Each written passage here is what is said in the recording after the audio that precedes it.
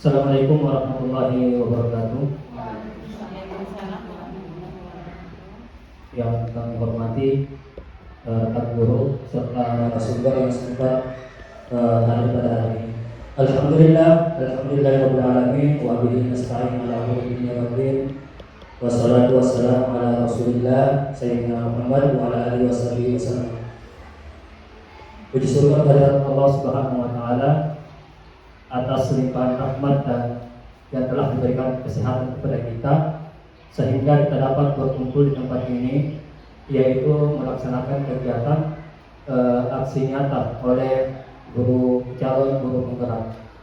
Kemudian salawat beririsan salam kepada junjungan alam seorang pahlawan, yaitu Nabi Allah Muhammad SAW, karena beliau sehingga kita dapat merasakan ilmu pengetahuan dan teknologi. Karena dialah Nabi, sampai pada hari ini kita alhamdulillah sudah transisi dari kurikulum 13 menjadi kurikulum merdeka. Kami terberkati. Selanjutnya, adapun kegiatan pada hari ini tentunya untuk menambah wawasan kita terkait kurikulum sekarang, yaitu kurikulum merdeka. Kita juga bersyukur bahwa di sekolah kita ini ada salah satu guru calon penggerak, di mana beliau ini yang akan membimbing kita seterusnya sampai kita benar-benar memahami apa itu kurikulum merdeka. Mungkin untuk menyelesaikan waktu yang ada, saya persilakan kepada guru penggerak untuk memaparkan materinya tentang budaya positif tentunya di lingkungan sekolah. Untuknya itu saya persilakan kepada Hamidah SPD untuk memaparkan materinya. Kepadanya disilakan.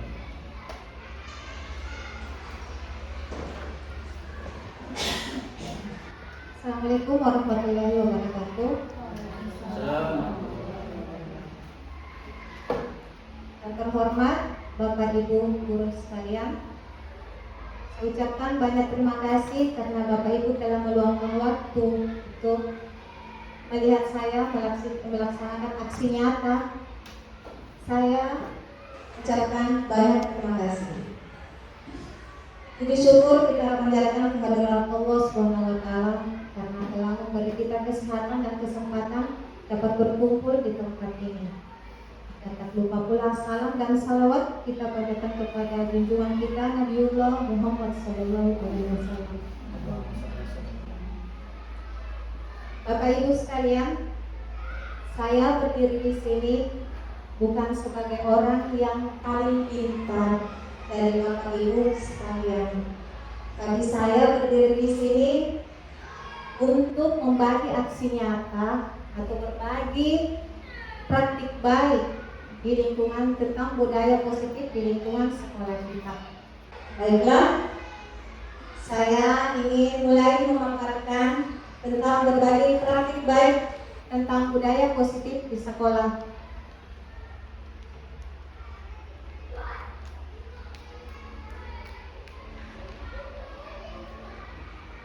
Topik dalam sosialisasi aksi nyata saya kali ini adalah 1. Disiplin positif dan nilai-nilai kebajikan universal.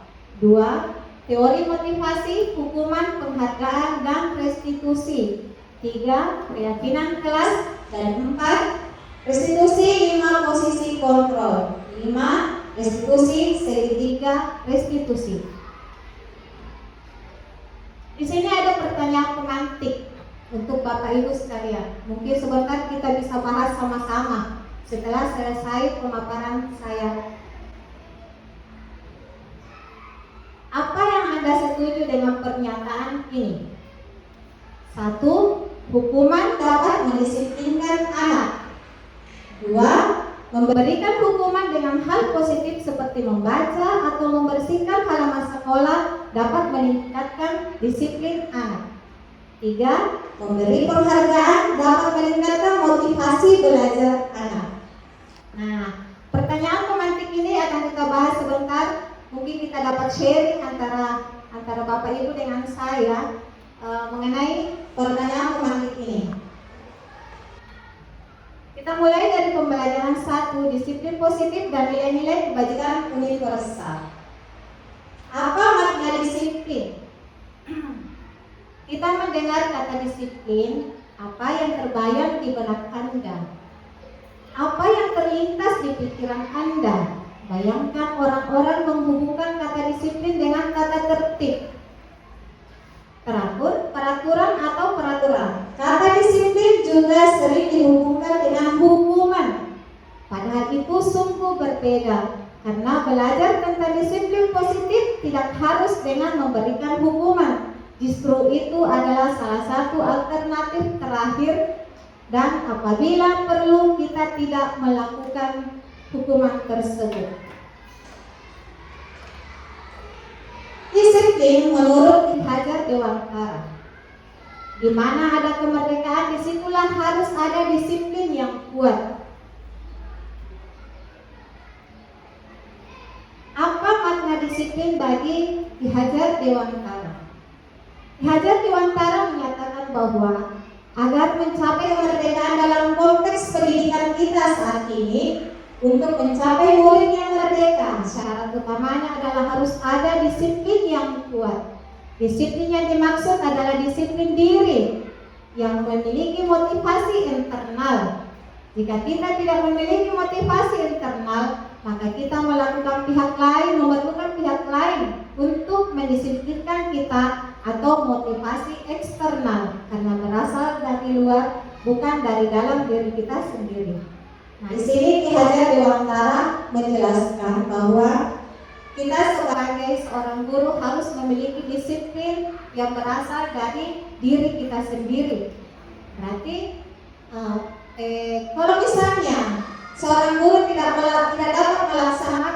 dapat melakukan seorang disiplin dari dalam diri sendiri, itu memerlukan disiplin motivasi internal dari motivasi eksternal dari orang lain, misalnya dari kepala sekolah. Sama dengan siswa kita. Apabila siswa kita itu sering terlambat karena ke sekolah, kita sebagai seorang guru harus memberikan pemahaman bagaimana disiplin motivasi internal itu, motivasi yang berasal dari dalam dirinya. Nah, inilah fungsi kita sebagai seorang guru. Merdeka menurut Ki Hajar Dewantara, merdeka itu artinya tidak hanya terlepas dari perintah, akan tetapi juga cakap untuk memerintah diri sendiri.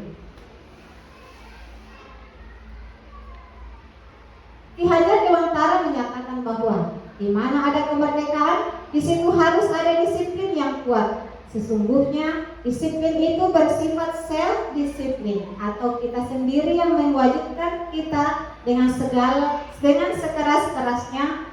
Tetapi itu sama saja, sebab jikalau kita tidak cakap melakukan self-disiplin, wajiblah penguasaan lain mendisiplinkan kita. Dan peraturan demikian itulah harus ada di dalam suasana yang merdeka. Lanjut.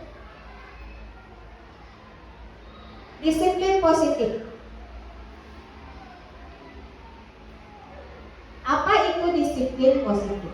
Disiplin diri membuat orang menggali potensinya menuju sebuah tujuan yang dia hargai. Namun dalam budaya kita, maka disiplin telah berubah menjadi suatu yang dilakukan seseorang pada orang lain untuk mendapatkan kepatuhan. Kecenderungan umum adalah menghubungkan antara disiplin dengan ketidaknyamanan, bukan dengan apa yang kita hargai atau capai dalam satu tujuan mulia. Jadi biasanya kalau kita ingin disiplin dalam baik itu guru atau siswa, biasanya mengharapkan sebuah imbalan atau takut kepada hukuman. Jadi biasanya orang itu, saya harus disiplin karena takut dengan hukuman atau mengharapkan sesuatu. Lanjut.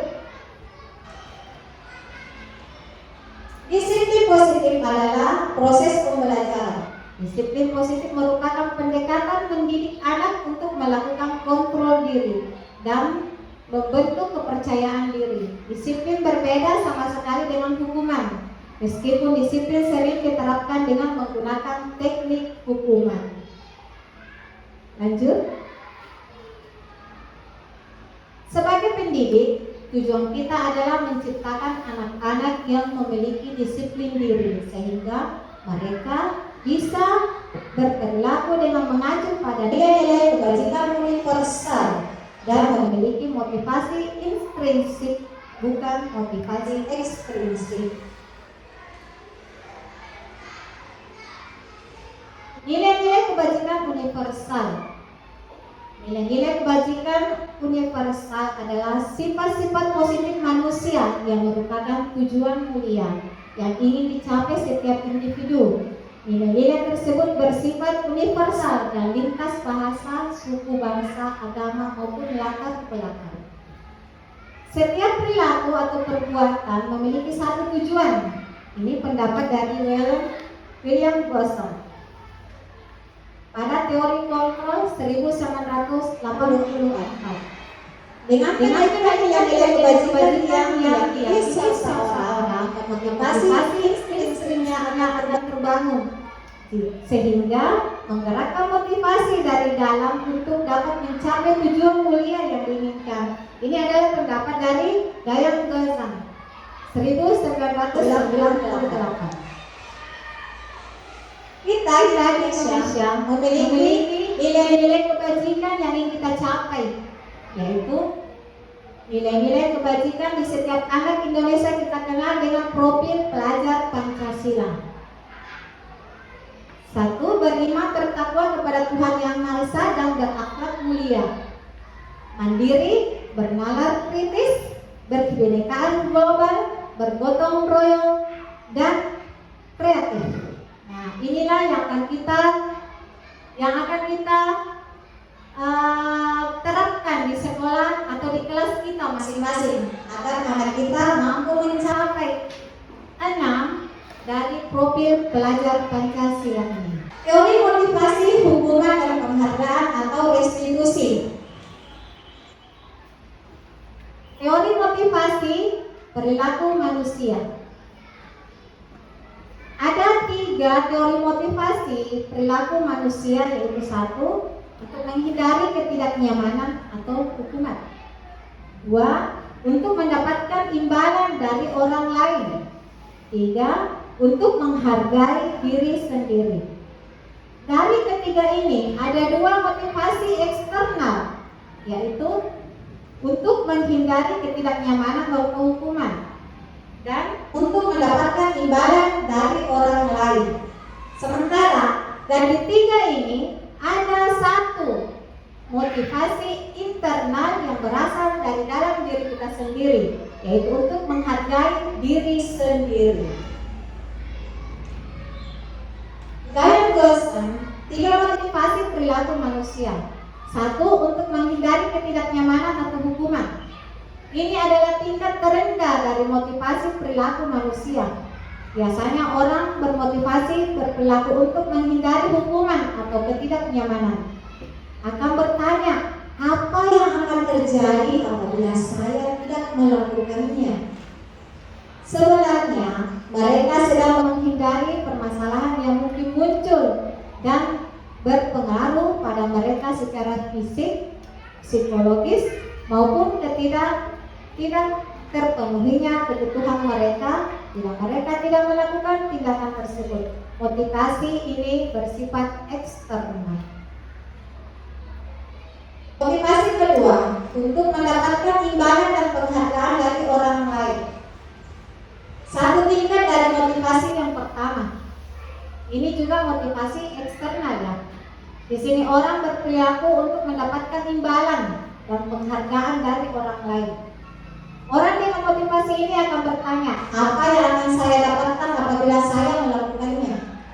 Mereka melakukan sebuah tindakan untuk mendapatkan pujian dari orang lain yang menurut mereka penting dan mereka letakkan dalam dunia berkualitas mereka. Mereka juga melakukan sesuatu yang mendapatkan hadiah, pengakuan atau imbalan. Motivasi ini juga bersifat eksternal.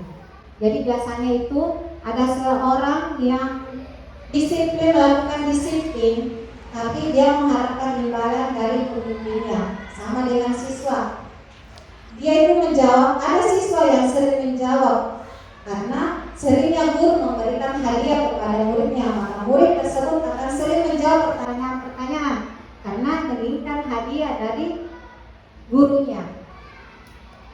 Lanjut. Motivasi ketiga dari Gayam Kelsan adalah untuk menjadi orang yang mereka inginkan dan menghargai diri sendiri dengan nilai-nilai yang mereka punya. Nah, inilah motivasi internal yang harus kita miliki sama-sama, Bapak Ibu. Orang dengan motivasi ini akan bertanya, akan menjadi orang yang seperti apa apabila saya melakukannya.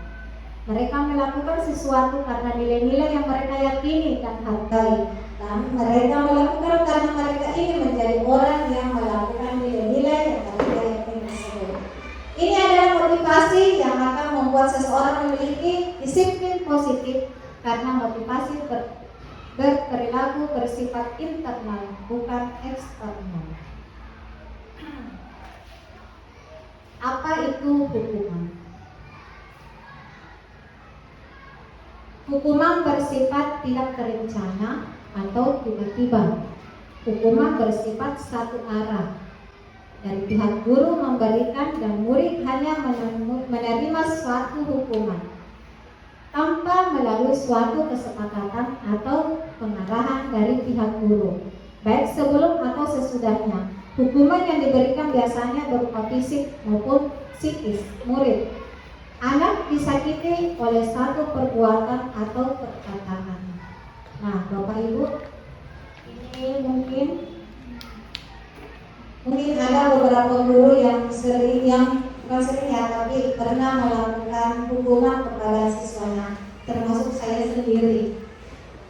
Nah, di sini sebentar kita akan belajar mengenai restitusi, bagaimana mengatasi anak yang memiliki salah. Apa itu konsekuensi?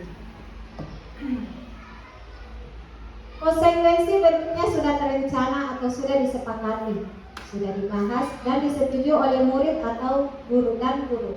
Umumnya bentuk-bentuk konstitusi dibuat oleh pihak guru atau sekolah, dan murid sudah mengetahui sebelumnya konsekuensi yang akan diterima bila ada pelanggaran. Contohnya membuat siswa merasa nyaman dalam waktu jam-jam KKP. Nah, biasanya di sini ada konsekuensi. Sekolah buat aturan. Contohnya sekolah membuat aturan seperti memakai semua siswa memakai sepatu warna hitam. Akan tetapi ada siswa yang melanggar aturan tersebut, memakai sepatu di luar warna yang sudah dibuat oleh sekolah.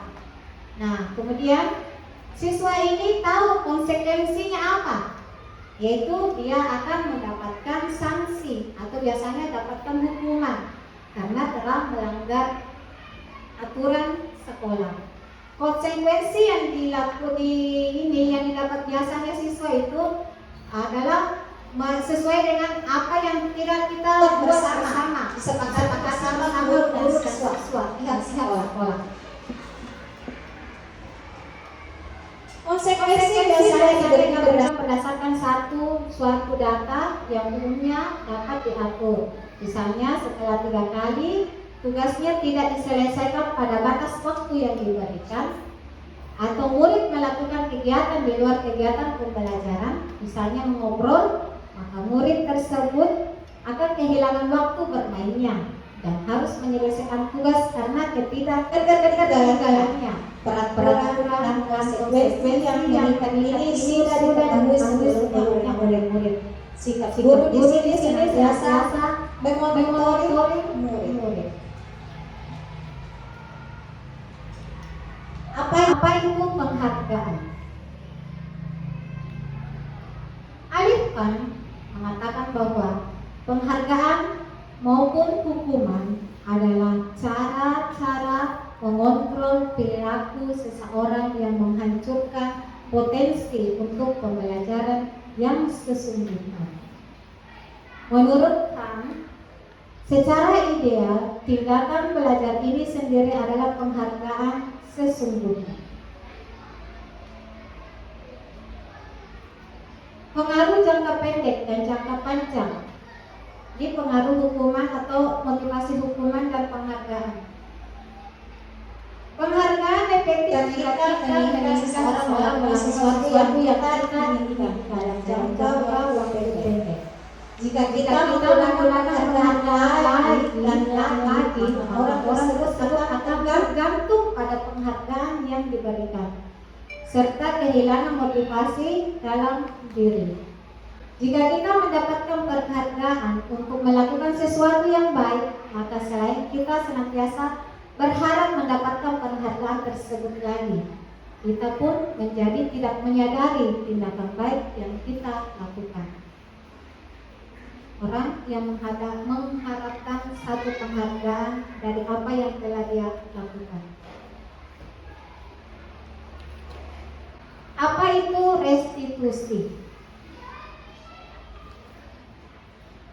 Restitusi adalah proses penciptaan kondisi bagi murid untuk memperbaiki kesalahan mereka, sehingga mereka bisa kembali pada kelompok mereka dengan karakter yang lebih kuat. Restitusi juga merupakan proses kolaboratif yang mengajarkan murid untuk mencapai solusi dari masalah mereka dan membuat murid berpikir tentang orang seperti apa mereka inginkan menjadi atau tujuan mulia mereka dan bagaimana mereka harus memperlakukan orang lain. Restitusi membantu murid menjadi lebih memiliki tujuan atau disiplin positif dan memuliakan dirinya setelah berbuat salah. Penekanannya bukanlah pada bagaimana memperlakukan untuk menyenangkan orang lain atau menghindari ketidaknyamanan, namun tujuannya adalah menjadi orang yang menghargai nilai-nilai kebajikan yang mereka punya. Restitusi menggunakan pendekatan. Ketika murid berbuat salah, guru akan menanggapi dengan mengajak murid berefleksi tentang apa yang dapat mereka lakukan untuk memperbaiki kesalahan mereka, sehingga mereka menjadi pribadi yang lebih baik dan menghargai dirinya. Pendekatan restitusi tidak hanya menguntungkan korban, tetapi juga menguntungkan orang yang telah berbuat salah. Restitusi juga sesuai dengan prinsip dari teori kontrol William Gaza tentang solusi menang-menang. Jadi dengan restitusi, kita sebagai seorang guru apabila ada siswa kita melanggar, kita dapat menyelesaikannya dengan cara restitusi atau mengajak dia untuk berkolaborasi, tanya-tanya siswa tersebut apa penyebab dari kesalahan yang mereka lakukan. Lanjut. 9 ciri-ciri restitusi. 1. Bukan untuk menebus kesalahan, namun untuk belajar dari kesalahan. 2. Memperbaiki hukuman. 3. Tawaran bukan paksaan. 4. Restitusi menuntut untuk memilih ke dalam diri, melihat ke dalam diri. 5. Restitusi mencari kebutuhan dasar yang mendasari tindakan. 6. Restitusi diri adalah cara yang paling baik. 7. Restitusi fokus pada karakter, bukan tindakan. 8. Restitusi fokus pada solusi. 9. Restitusi mengembalikan murid yang berbuat salah pada kelompoknya. Keyakinan kelas. Mengapa tidak peraturan saja? Mengapa harus keyakinan kelas? Mengapa kita memiliki peraturan harus menggunakan helm bila mengendarai kendaraan roda 2? Mengapa kita memiliki peraturan 3M, menggunakan masker, mencuci tangan, dan menjaga jarak 1 meter? Nilai-nilai keselamatan atau kesehatan inilah yang kita sebut sebagai suatu keyakinan, yaitu nilai-nilai kebajikan universal yang disepakati secara tersirat dan tersurat, lepas dari latar belakang suku, negara, bahasa, maupun agama.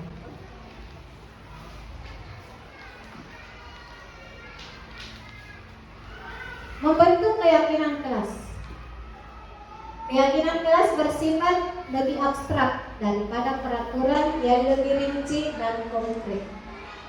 Keyakinan kelas berupa pernyataan-pernyataan universal.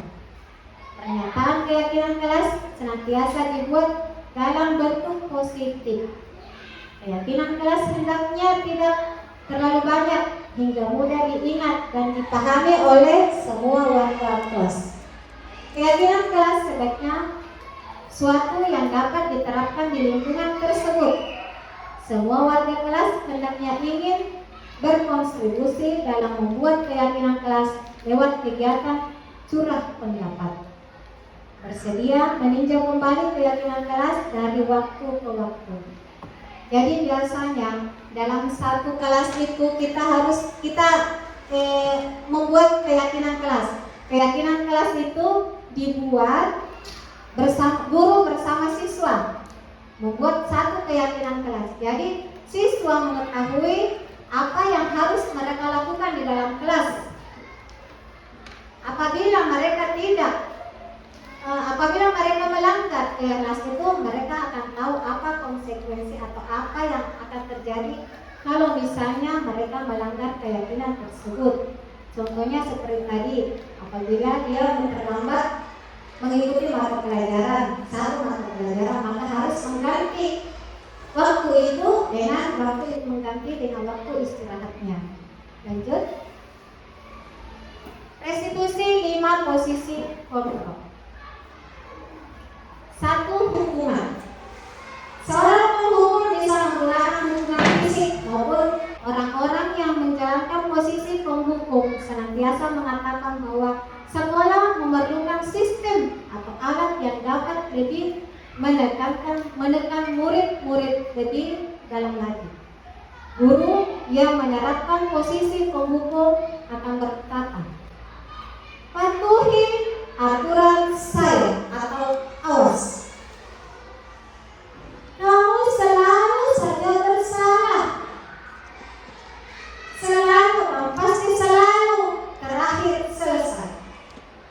Guru seperti ini senantiasa percaya bahwa ada satu cara agar pembelajaran bisa berhasil, yaitu dengan cara dia sendiri. Kedua, membuat merasa bersalah. Pada posisi ini, biasanya guru akan bersuara lebih lembut, membuat rasa bersalah atau menggunakan keheningan yang membuat orang lain merasa tidak nyaman. Bersalah atau rendah diri, kata-kata yang keluar dan lembut seperti yang ibu atau saya kecewakan. Maaf, seperti yang saya katakan. Ibu sangat kecewa sekali dengan kamu. Berapa kali ibu harus beritahu kamu? Gimana coba? Orang tua kamu tahu kalau apa yang telah kamu lakukan di sekolah. Di posisi ini murid akan memiliki penilaian diri yang buruk tentang dirinya sendiri. Dia akan merasa terus bersalah dengan apa yang telah dia lakukan. Murid terasa tidak berharga dan telah mengecewakan orang-orang yang disayanginya. Posisi kontrol ketiga adalah teman. Guru pada posisi ini tidak akan menyakiti murid, namun akan tetap berupaya mengontrol murid melalui persuasi. Posisi teman pada guru bisa negatif atau positif. Posisi di sini berupa hukuman baik yang terjadi antara guru dan murid. Guru di posisi teman menggunakan hubungan baik dan humor untuk mempengaruhi seseorang. Mereka akan berkata, ayo bantulah demi ibu atau demi bapak.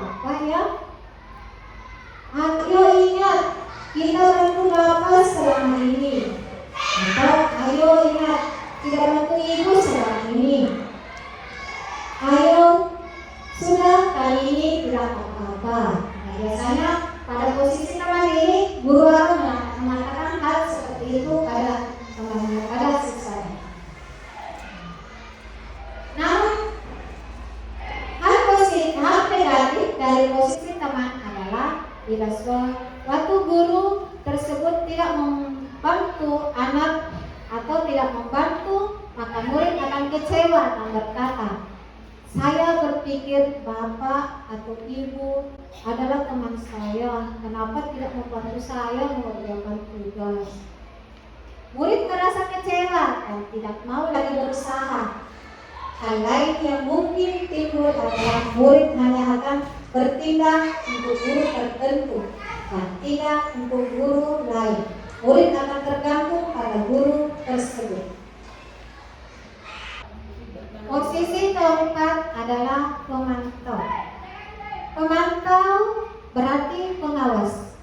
Pada saat kita mengawasi, kita bertanggung jawab atas perilaku orang-orang yang kita awasi. Posisi pemantau berdasarkan pada peraturan-peraturan dan konsekuensi.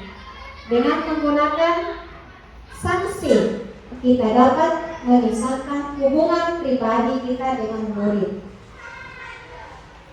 Sebagai seorang yang menjalankan posisi pemantau, pertanyaan yang diajukan seorang pemantau adalah peraturannya apa? Apa yang telah kamu lakukan? Sanksi atau konsekuensi apa yang harus saya berikan padamu? Seorang pemantau sangat mengandalkan penghitungan, catatan, data yang dapat digunakan sebagai bukti atas perilaku seseorang. Posisi ini akan menggunakan stiker atau slip catatan daftar cek. Posisi pemantau sendiri berawal dari teori stimulus respon yang menunjukkan tanggung jawab guru dalam mengontrol murid. Posisi kelima adalah manajer. Posisi terakhir manajer adalah posisi di mana guru berbuat sesuatu bersama dengan murid. Mempersilahkan murid bertanggungjawabkan perilakunya, mendukung murid agar dapat melakukan posisi atas permasalahannya sendiri. Seorang manajer telah memiliki keterampilan di posisi teman maupun pemantau. Dengan demikian, bisa jadi di waktu-waktu tertentu kemudian pada kedua posisi tersebut bila diperlukan. Namun bila kita menginginkan murid-murid kita menjadi manusia yang merdeka, mandiri dan bertanggung jawab, maka kita perlu mengacu pada institusi yang dapat menjadikan murid kita seorang manajer bagi dirinya sendiri. Di manajer, murid diajar untuk menganalisis kebutuhan dirinya maupun kebutuhan orang lain. Di sini penekanan bukan pada kemampuan membuat konsekuensi, namun berkolaborasi dengan murid bagaimana memperbaiki kesalahannya. Seorang manajer akan berkata, apa yang kita yakini? Apa yang kamu meyakini? Apakah kamu meyakininya? Apakah kamu bersedia memperbaikinya? Bila kamu memperbaiki ini, hal ini menunjukkan apa tentang dirimu? Apa rencana kamu untuk memperbaiki hal ini? Nah, kita masuk ke segitiga restitusi. Segitiga restitusi memiliki 3 sisi, yaitu menanyakan keyakinan, menstabilkan identitas, validasi tindakan yang bisa. Menstabilkan identitas. Bagian dasar dari segitiga bertujuan untuk mengubah identitas anak dari orang yang gagal karena melakukan kesalahan menjadi orang yang sukses. Anak yang melanggar aturan karena sedang mencari perhatian. Berbuat salah itu tidak apa. Ini kata-kata yang kita lakukan, kita ucapkan kepada depan anak apabila kita melakukan segitiga restitusi untuk menyelesaikan masalah anak-anak di kelas. Tidak ada manusia yang sempurna. Saya juga pernah melakukan kesalahan seperti itu. Kita bisa menyelesaikan ini. Bapak atau ibu tidak tertarik mencari siapa yang salah, tapi ibu ingin mencari solusi dari permasalahan ini. Kamu berhak merasa begitu. apakah kamu sedang menjadi teman yang baik buat dirimu sendiri? Validasi tindakan yang salah. Setiap tindakan kita lakukan dengan satu tujuan, yaitu memenuhi kebutuhan dasar. Kalau kita memahami kebutuhan dasar, apa yang mendasari sebuah tindakan, kita akan bisa menemukan cara-cara paling efektif untuk memenuhi kebutuhan tersebut. Biasanya kalimat yang ingin kita ucapkan pada saat validasi tindakan yang salah adalah, padahal kamu bisa melakukan yang lebih buruk dari ini, nak. Kamu pasti punya alasan mengapa melakukan hal ini. Kamu patut bangga pada dirimu sendiri karena kamu telah melindungi sesuatu yang penting buatmu. Kamu boleh mempertahankan sikap itu, tapi kamu harus menambahkan sikap yang baru. Menanyakan keyakinan. Teori kontrol mengatakan bahwa kita pada dasarnya termotivasi secara internal. Ketika identitas sukses telah tercapai atau langkah pertama dan tingkah laku yang salah telah divalidasi atau langkah kedua, maka anak akan bersiap untuk dihubungkan dengan nilai-nilai yang dia percayai dan berpindah menjadi orang yang dia inginkan. Apa yang kita percaya sebagai kelas atau keluarga? Apa nilai-nilai umum yang kita telah sepakati? Nah, ini menyangkut tentang keyakinan kelas yang kita buat sama-sama. Apa bayangan kita tentang kelas yang ideal? Nah, ini semua menyangkut tentang keyakinan kelas yang telah dibuat oleh guru dan siswa dalam kelas. Kamu mau menjadi orang seperti apa, nak? Kita akan kembalikan anak-anak ini, anak-anak bersalah, ke tempatnya, ke kelompoknya, agar mereka tidak merasa dirinya adalah orang yang tersisih dari teman-temannya. Nah, sekarang setelah melakukan mendengarkan pemaparan dari saya, ini ada perubahan paradigma kegiatan telapak tangan. Nah, ada A dan B. Anda adalah teman Anda. Sobeklah secari kertas kecil. Letakkan di salah satu tangan Anda dan genggam benda tersebut dengan segala daya. Buatlah sebuah kepalan tangan. Teman Anda akan mencoba dengan sekuat tenaga dengan berbagai cara untuk meminta Anda mengambil atau memberikan benda tersebut. Dia bisa membujuk, mengancam, menghardik, merayu, menyuap, apa saja agar dapat membuka telapak tangan Anda. Kira-kira apa yang akan terjadi? Sebentar, saya ingin menanyakan ini kepada teman-teman sekalian. Kira-kira ada tidak yang bisa menjawab atau apa? Kira-kira kalau Bapak Ibu sekalian melakukan kegiatan ini, menggenggam apa yang Bapak Ibu percayai, ada yang bisa menjawab atau mengeluarkan pendapatnya tentang ini? Terima kasih. Terima kasih atas kesempatan yang diberikan kepada saya. Kalau menurut saya akan mempertahankan apa yang saya miliki, karena itu adalah benda yang paling berharga yang saya punya. Dan saya tidak berbagi banyak kepada orang lain. Kalau menurut saya. Terima kasih. Tepukannya.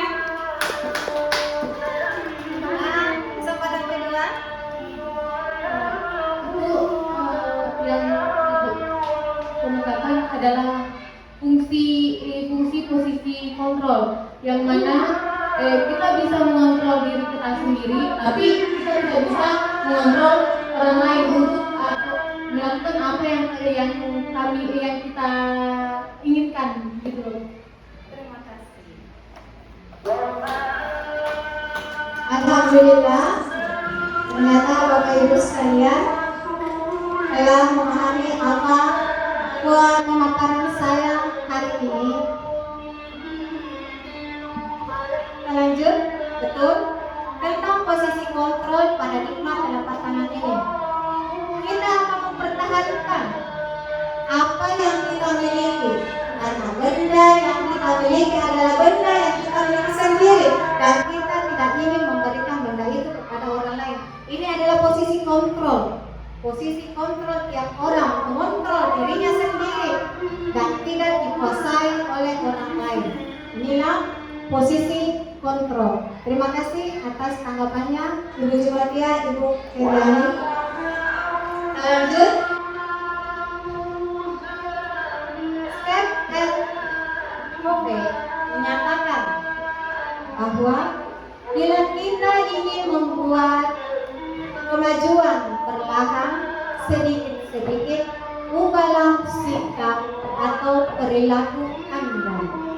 Nah, bila kita ingin memperbaiki cara-cara utama kita, maka kita perlu mengubah kerangka acuan kita. Ubahlah bagaimana Anda melihat dunia, bagaimana Anda berpikir tentang manusia. Ubahlah paradigma Anda, skema pemahaman dan penjelasan aspek-aspek tentang realitas. Mungkin saya hari ini kita kembalikan ke moderator. Ya, terima kasih. Itulah tadi pemaparan yang bisa menjadi sebagai wawasan untuk kita untuk menambah disiplin keilmuan kita. Jadi mungkin saya bisa sedikit menyimpulkan dari apa yang telah disampaikan oleh calon guru negara kita atau teman kita.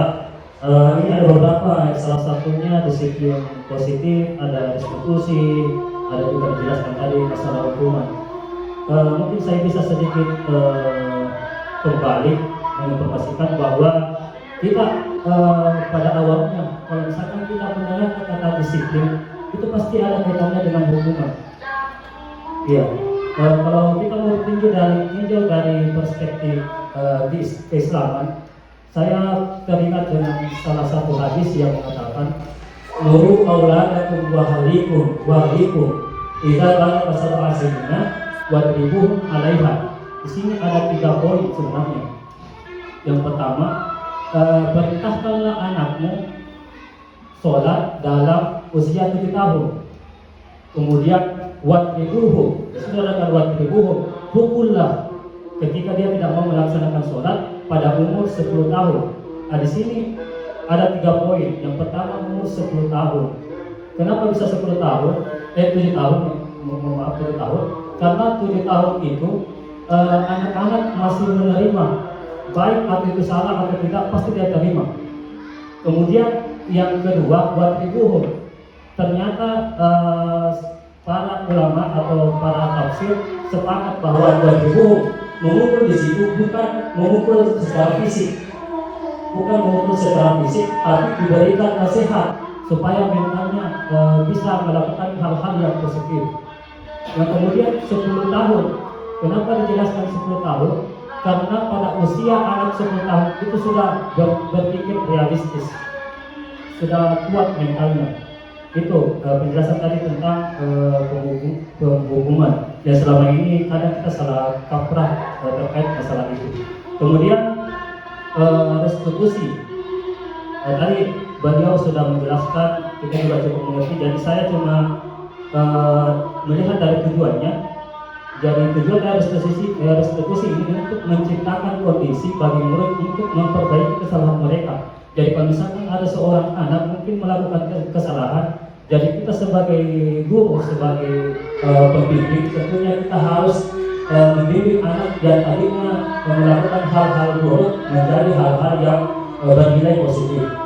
Jadi itulah mungkin tugas kita sebagai guru bukan cuma mengajar, akan tetapi ada beberapa hal tugas penting bagi guru seperti sebagai pembimbing, pengelola kelas, fasilitator dan sebagainya.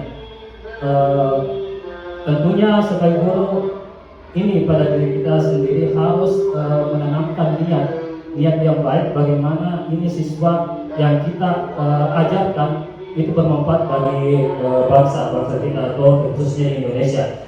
Jadi inilah pentingnya seorang guru. Apabila seorang guru memiliki niat yang baik, insya Allah derajatnya setara dengan bahkan ada ulama mengatakan derajatnya setara dengan Nabi. Ini sesuai dengan ayat yarfa'illahu alladziina aamanu minkum walladziina utul ilma darajat. Derajatnya tinggi. Kemudian yang catatan saya yang terakhir ini masalah segitiga institusi. Sebagai tujuannya untuk mengubah identitas anak dari menjadi orang yang sukses. Jadi kalau misalkan ada siswa kita yang melakukan kesalahan, bukan dimarah-marahi atau langsung dipukuli secara fisik, akan tetapi dinasihati. Karena ini adalah bukan langsung instan, tapi butuh proses. Mungkin awalnya masih mengabaikan, tapi kalau misalnya kita selalu bimbing terus, itu akan menjadi anak yang sukses. Oke, itu mungkin kesimpulan yang saya bisa sampaikan. Untuk lebih jelasnya mungkin ada beberapa bapak atau ibu guru untuk menanyakan terkait tentang ini adalah disiplin positif dan sebagainya. Silakan.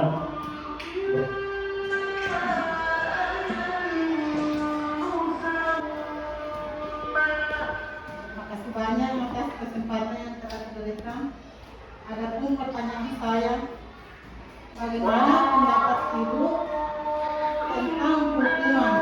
Apakah harus dihapuskan atau tidak? Terima kasih.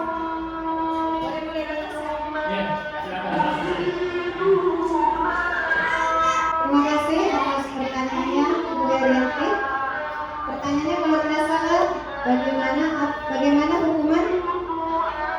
Apakah harus dihapuskan atau tidak?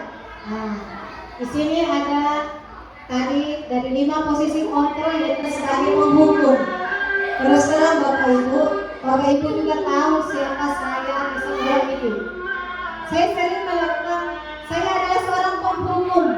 Selama ini di sekolah ini saya adalah seorang penghukum.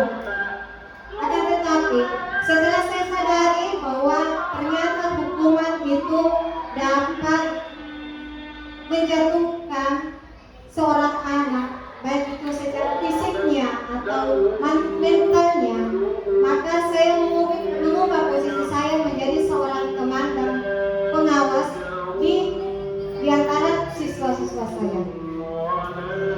Kalau menurut saya, apakah hukuman harus dihapuskan atau tidak? Ada satu hukuman tersendiri, ada satu kesalahan siswa itu sendiri yang harus mendapatkan hukuman. Tidak semua kesalahan yang dilakukan siswa itu harus dengan melalui hukuman. Tapi ada kesalahan tersendiri yang mungkin anak ini dapat berubah dengan cara hukuman, ya. Nah, kalau menurut saya hukuman itu mungkin tidak bisa dihapuskan, karena kalau hukuman dihapuskan mungkin anak-anak kita akan melunjak, ya. Tapi kalau bisa jangan melakukan hukuman, kita hindari hukuman tersebut. Seperti pemaparan saya tadi, kita berusaha untuk menghindari hukuman tersebut tanpa kita hapus aturan atau hukuman yang berlaku. Hukuman yang akan didapatkan anak-anak apabila melanggar. Mungkin bagaimana Bu? Terima kasih. Saya kembalikan ke moderator. Ya. Ini tadi cukup menarik pertanyaannya Ibu. Apakah hukuman harus dihapuskan atau tidak? Ya tadi narasumber sudah menjelaskan mestinya tidak dihapuskan. Karena khawatir kan jangan sampai hukuman dihapuskan. Itu kita lihat kondisinya siswa pasti melakukan hal-hal yang lebih brutal lagi kalau bahasa kasarnya. Seperti juga tadi yang tadi hadis wajibun kata wajibun ya memang hukuman bisa, tapi itu mungkin dari belakang kan. Kalau kita bisa apa salahnya kalau misalnya kita menasihati dulu. Kalau masalah hukuman itu di porsi belakang. Mungkin itu. Terima kasih atas pertanyaannya Bu Ria.